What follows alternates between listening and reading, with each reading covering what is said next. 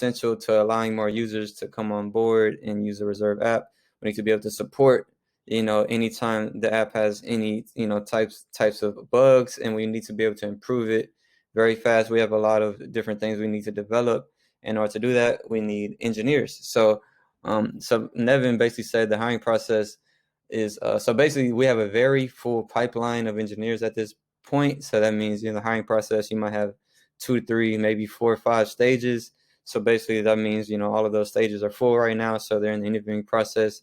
And so Nevin has about 2 to 6 calls a day with candidates, which has been great so far. Only 2 have made it to the final interviews, but they both didn't pass. But the number who are looking good coming through the interview process are looking good. We're also reaching out directly to a lot of people who haven't applied. So they're headhunting. They're trying to find the best of the best. And so he said, sometimes you get the best people that way, even though it takes some time to convince. It takes some convincing. So that's very encouraging. The Reserve app, the bottleneck right now is the development on, the back end of the app, and we want to be able to support all the new users and be able to automate processes so the app will function seamlessly. So we need some very capable engineers, to support this effort. And right now, the process is going well. We're just not there yet. We haven't hired anybody yet, but things are looking good. The engineers that are coming through the pipeline look good. So, all right, next takeaway from this AMA. The community asks, what's your current train of thought as to how you would like the protocol to allow decentralized entities to vote on decisions? So as Reserve progresses and transitions to the next phase of its development, eventually we're going to reach a point where the protocol is actually totally decentralized, it's totally autonomous, and the decisions are made in a decentralized manner. So when you think about making decisions like on the board of a company, there's only a certain number of seats on the board of any big name company like Google, Facebook, Tesla. There's a board, and they're the one who make the executive decisions, and they vote on decisions, and they make the decisions.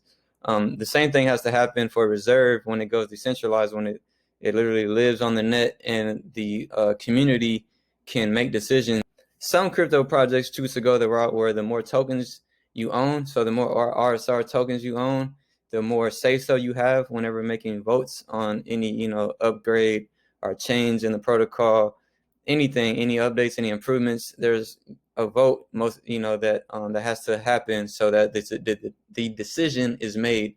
And the direction that Nevin would like to go with Reserve is that, so he said we still think that a pure token voting is probably too easy to manipulate. So that's what I just touched on. Like it's easy. We may be the most fundamentally, sound investors. We might be really smart people, but we may not just have a boatload of money, and somebody could come in with a boatload of money and just make all the decisions for the project. So he wants to stay away from something like that, and most likely it'll be some degree of reputation tracking and power delegation to actors with high reputation, but we're not sure yet. So that could be similar to what's happening on Reddit. Like there's a level of a reputation, a point system on there based on comments, posts, age of the account, just different factors. And so that's more so the direction that we're thinking about for the Reserve project. But that may change whenever the new engineering team is formed and more onboarded. They may have their own ideas, but I think overall, obviously Nevin knows what he's talking about, and this would honestly be the best idea. Next question. So the community asks, when will Mainnet be live? That's a big question this year because Reserve has said that they expect Mainnet to happen within the year 2021, but they haven't specified, the date, the quarter, any time frame. Nevin answered that Mainnet. He basically answered with, what are the interdependencies? What do we need to happen before Mainnet happen? There's no date that he gave us, but he did give us the thought process behind when we'll be ready for Mainnet. We're going to be able to launch Mainnet once we see RSV having a strong enough uptrend and adoption. We expect this to happen in 2021. The reason to wait until this point is to minimize the impact of the Mainnet unlock. So once we see RSV having a strong enough uptrend and adoption, so this pretty much means that once the Reserve app is being used at a certain level, very obviously a very active level, RSV adoption will increase.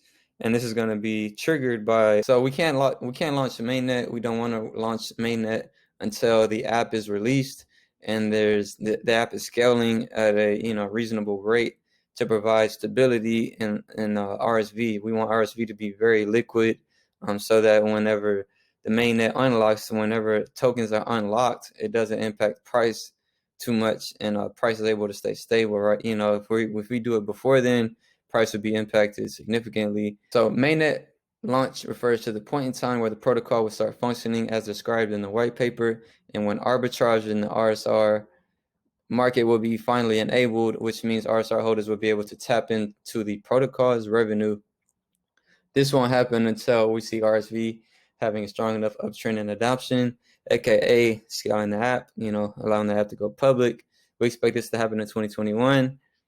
Keep in mind that reserve success isn't determined by how early we launch mainnet, but rather it's a function of how big RSV adoption is, aka app adoption, people using the app, and how fast it's growing is where the real value of the project and RSR come from. So everything hinges upon the usage of the app. In a nutshell, that's basically all they're saying. And so we have roadblocks in the app as far as scaling goes, finding the logic for liquidity providers, automating the on and off ramps. There's a lot of back-end engineering work that needs to be done before we even be able to onboard new users. And once we onboard new users, we're gonna improve the app again with the new engineering. The team members that Reserve hires as a part of the engineering team, they'll be focused on cleaning up the bugs and improving the app to be able to onboard more new users, to develop more automated functionality, to make the process seamless. But not only that, at a large scale. So there's phases to your scaling, and you want to be sure that you're ready and you don't implode by onboarding too many users before the app is even ready, because that'll turn a lot of users away. We want to keep it at a slower rate so we can get those bumps and bruises, improve, and be ready for the next batch of users to be onboarded.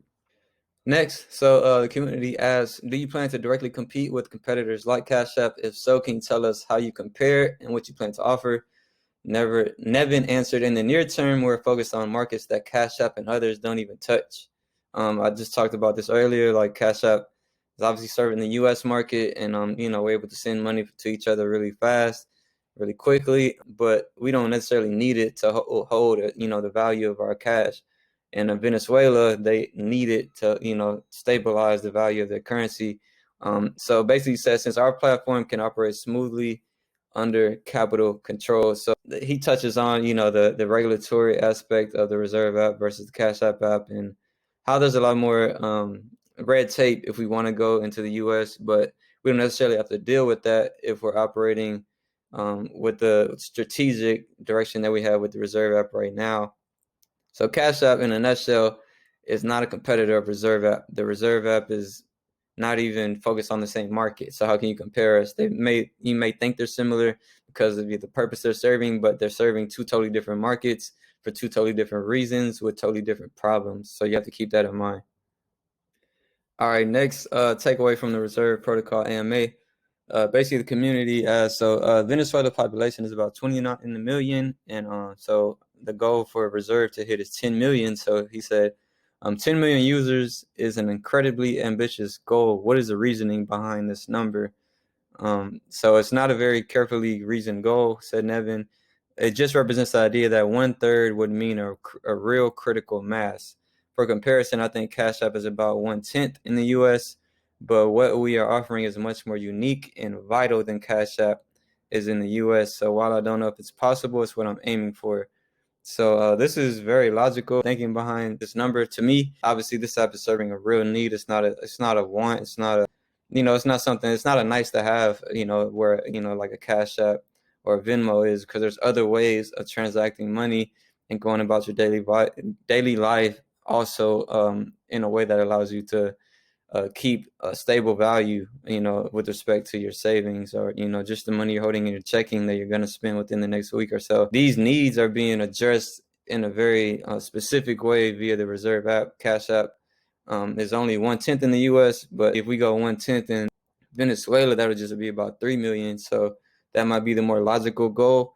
But the reason that it's not 3 million and it is 10 million, which is 1/3 instead of 1/10 of the population of Venezuela, is due to the necessity of this app, the value add of this app, to provide a stable holding place for your cash. RSR is about to onboard 500 new beta test users in a few days.